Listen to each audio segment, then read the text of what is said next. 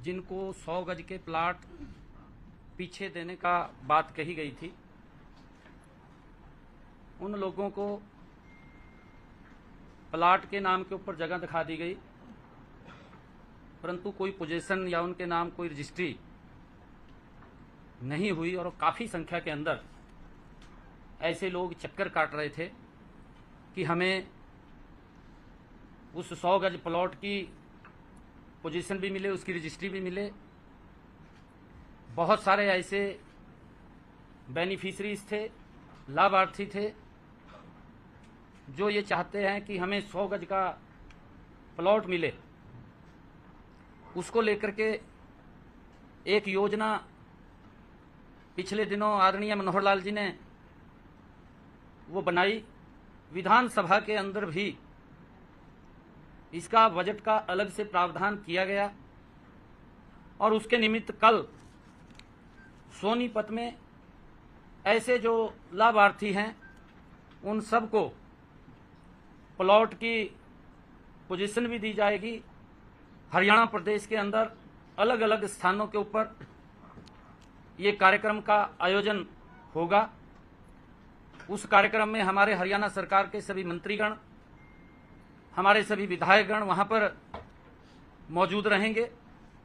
और मैं स्वयं सोनीपत से इस योजना के माध्यम से ऐसे हमारे जो लाभार्थी हैं उनको प्लॉटों की पोजीशन भी दी जाएगी और उनको रजिस्ट्री भी वहीं पर मौके पर ही करा करके उनको सुपुर्द किया जाएगा। और इसके बाद ऐसे हमारे हरियाणा प्रदेश के अंदर ये 20,000 लाभार्थी हैं जिनको कल प्लॉट और पोजीशन दी जाएगी, क्योंकि ये कांग्रेस सरकार ने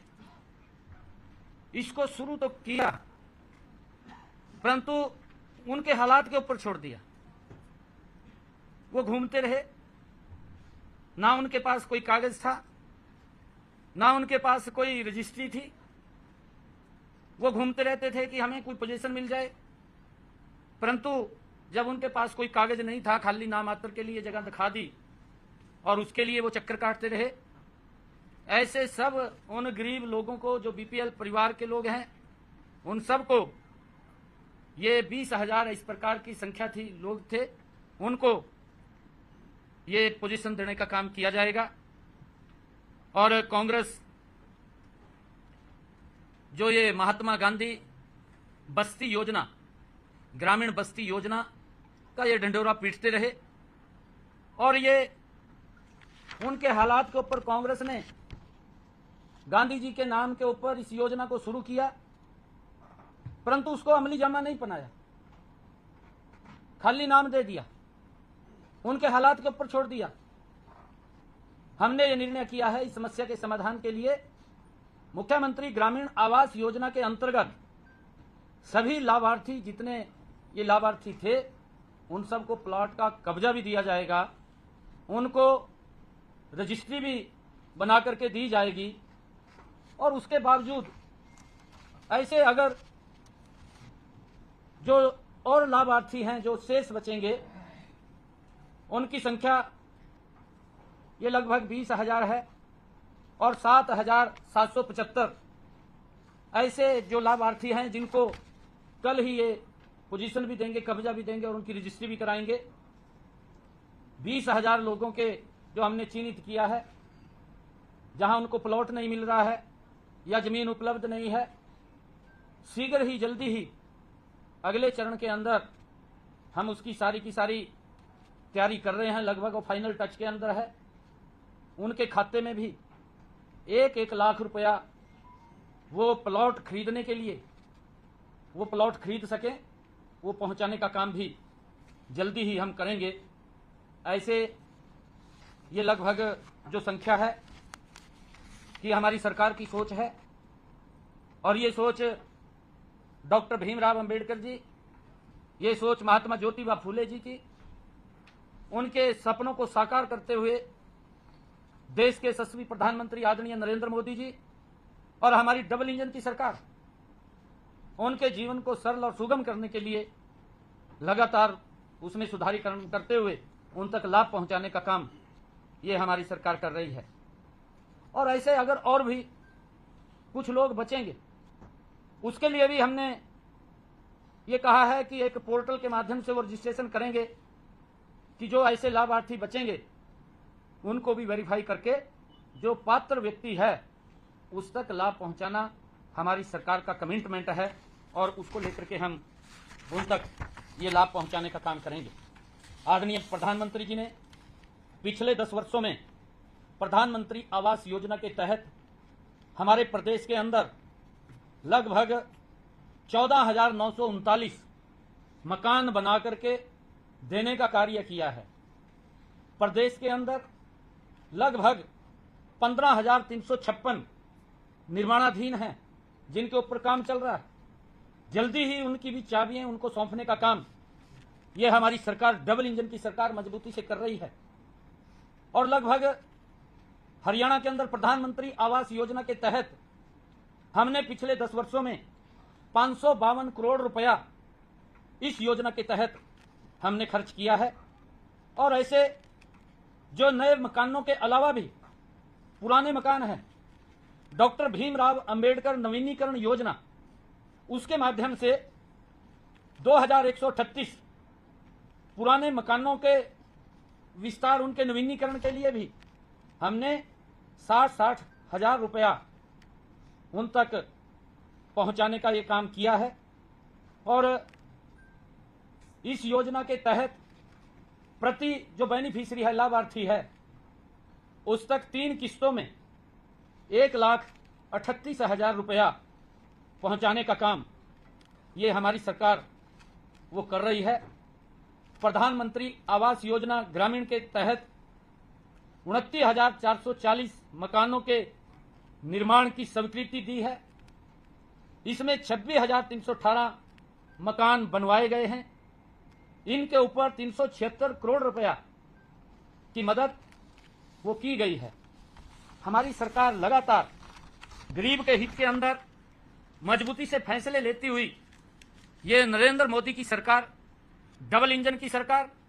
गरीबों के हित में मजबूत फैसले लेकर के उनको सशक्त करने का काम कर रही है। मैं आज आप लोगों के माध्यम से देश के यशस्वी नेता, दुनिया के लोकप्रिय नेता, जो आज तीसरी बार भारत के प्रधान सेवक के रूप में, जिनके मन में गरीब को लेकर के पीड़ा है, जिनके मन में किसान को लेकर के पीड़ा है, जिनके मन में महिलाओं को सशक्त करने के लिए जो उनके मन में पीड़ा है, जिनके मन में युवाओं को उनका विश्वास बढ़े और युवा आगे बढ़े, उसको लेकर के चिंता करते हैं, ऐसे यशस्वी नेता आज तीसरी बार इस देश की बागडोर संभालने का काम करेंगे। और मुझे ये पूर्ण विश्वास है, आदरणीय नरेंद्र मोदी जी को मैं हरियाणा की तरफ से बहुत बहुत बधाई भी देता हूं, शुभकामनाएं भी देता हूं। उनके नेतृत्व के अंदर ये भारत और गति से आगे बढ़ेगा। जो आदरणीय मोदी जी का संकल्प है कि हमने भारत को 2047 तक ये विकसित राष्ट्र बनाना है, हरियाणा पूर्ण रूप से आदरणीय मोदी जी के साथ खड़ा होकर के उनके संकल्प को साकार करने में मजबूती प्रदान करेगा। और मुझे आज आप लोगों के माध्यम से ये भी एक बात और कहनी है कि जो कांग्रेस के युवराज जिस प्रकार से ये पवित्र संविधान की बुक लेकर के वो पूरे देश के अंदर गरीबों को उनको लाभ तो देने की बात 60 सालों के अंदर कांग्रेस ने नहीं की, परंतु ये झूठ का डंडोरा पीटने का काम ये कांग्रेस के युवराज, कांग्रेस के नेताओं, घमंडिया गठबंधन के लोगों ने जो ये देश के गरीबों को ऊपर अत्याचार किया है, उनको भ्रमित किया है, उनको झूठ के जंजाल में फंसाने का काम किया है। ये दुर्भाग्यपूर्ण है कि मोदी जी आएंगे तीसरी बार और वो संविधान को समाप्त कर देंगे, आरक्षण को समाप्त कर देंगे। इस प्रकार का पाप कांग्रेस और घमंडिया गठबंधन के लोगों ने किया है और उस पाप के आधार के ऊपर ही, क्योंकि जो सीटें उनकी आई हैं वो इसी झूठ के आधार के ऊपर आई हैं, देश इसको समझ रहा है। आज देश पूर्ण रूप से समझ चुका है कि ये जो बुक, ये जो पवित्र संविधान, जिसका सम्मान कभी भी कांग्रेस ने नहीं किया है, मैं आज आपके बीच में कहना चाहूंगा, सबसे पहले जो डॉक्टर भीमराव अंबेडकर जी ने विरोध किया था लोकसभा के अंदर, उन्होंने ये बात खड़े होकर के कही थी कि जो धारा 370 है, जो जवाहरलाल नेहरू जी ने उसको शामिल किया था, धारा 370 बनाई थी, डॉक्टर भीमराव अंबेडकर जी ने उसका विरोध किया था कि ये धारा 370 इस पवित्र संविधान में शामिल नहीं होनी चाहिए। संविधान की मूल भावना के साथ खिलवाड़ करने का काम सबसे पहले अगर किसी ने किया, वो कांग्रेस पार्टी ने किया। मुझे बड़ा दुख होता है, लगातार बाबा साहब के इस पवित्र संविधान को कांग्रेस और घमंडिया गठबंधन के लोगों ने मंचों के ऊपर अपमानित करने का काम किया है। उनको देश से माफी मांगनी चाहिए। और मैं ये भी बताना चाहता हूं कि जब दूसरी बार इस पवित्र संविधान से, डॉक्टर भीमराव अंबेडकर जी की मूल भावना से कांग्रेस ने इससे खिलवाड़ करने का काम तब किया जब 1975 में इमरजेंसी लगी। इंदिरा गांधी ने उस समय के अंदर संविधान जो हमारी धारा 39 है, धारा 39 के अंदर ये प्रावधान ये कांग्रेस पार्टी ने किया, और ये किया कि अगर प्रधानमंत्री छल से, कपट से, बेईमानी से या किसी और अन्य संसाधनों से, चाहे वो पैसे के बल के ऊपर हो, चाहे वो भ्रष्टाचार के बल के ऊपर हो, चाहे देश के लोगों का शोषण करके वो जीत जाए, तो उसको मान्यता देनी पड़ेगी। ये धारा 39 के अंदर, इस संविधान के अंदर ये कांग्रेस ने ही पाप किया था। इस संविधान की पवित्र मूल भावना के साथ खिलवाड़ करने का काम ये कांग्रेस पार्टी ने ही किया था। आज देश समझ रहा है। और साहबानों, रात के 2 बजे कोर्ट के दरवाजे खोलना एक विशेष व्यक्ति के लिए, उसको लाभ देने के लिए, उसको बचाने के लिए, जिसने एक जघन्य अपराध किया हो, उसके लिए रात के 2 बजे कोर्ट खुल जाता है। तब इस डॉक्टर भीमराव अंबेडकर जी की भावनाओं को आहत करने का काम, इस पवित्र संविधान को उन्होंने अपमानित करने का काम ये कांग्रेस और घमंडिया गठबंधन के लोगों ने किया है। मोदी जी ने तो पिछले 10 वर्षों में इस देश को इस पवित्र संविधान के डॉक्टर भीमराव अंबेडकर जी की भावनाओं के अनुरूप चलाने का काम किया है। इन्होंने कभी डॉक्टर भीमराव अंबेडकर जी को सम्मान नहीं दिया। मोदी जी ने तो इन 10 वर्षों में डॉक्टर भीमराव अंबेडकर जी के जो पंच स्थान थे, उनको पंच तीर्थ के रूप में विकसित करके डॉक्टर भीमराव अंबेडकर जी को सम्मान देने का भी काम किया है। ये कांग्रेस के लोग ये झूठ के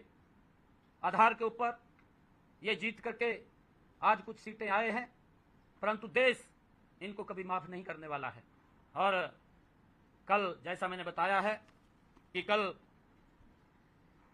उस वर्ग के लिए, जिस वर्ग के अधिकारों की सुरक्षा करने का काम डॉक्टर भीमराव अंबेडकर जी ने किया है, महात्मा ज्योतिबा फुले ने किया है, कागज भी नहीं दिया, उनको बोल दिया कि ये 100 गज का प्लाट घूम रहे थे, उनको सम्मान देने का काम भी कल हम करेंगे, हमारी सरकार करेगी। मैंने इतनी बात आपके बीच